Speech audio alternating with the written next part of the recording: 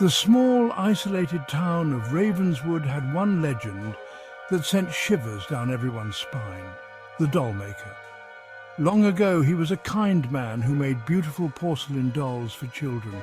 But after the sudden death of his daughter, something in him snapped.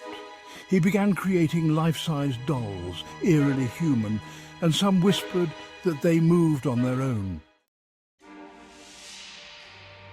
Lucy, a curious 12-year-old, found herself drawn to the abandoned Dollmaker's house. It had stood untouched for years, collecting dust and stories. Despite the warnings from her parents, she couldn't resist exploring.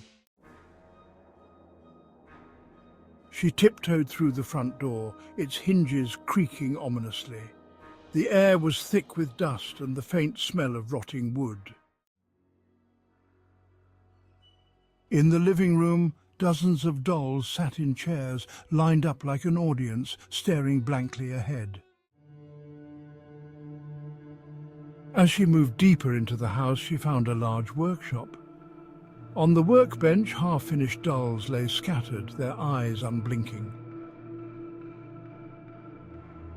Then Lucy saw it. A life-sized doll sitting in a rocking chair. Its eyes glistened as though wet, and its porcelain face was cracked, revealing something dark underneath. It seemed to be looking right at her. Her heart pounded as she backed away. That's when the doll spoke. "Come play with me, Lucy." Frozen in terror, she watched as the doll slowly stood, its joints creaking.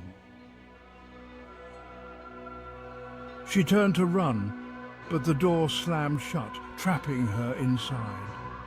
The last thing Lucy saw before the darkness enveloped her was the Dollmaker's collection of new dolls lining the shelves, each one staring with hollow, pleading eyes. They weren't dolls at all. They were the souls of children trapped forever.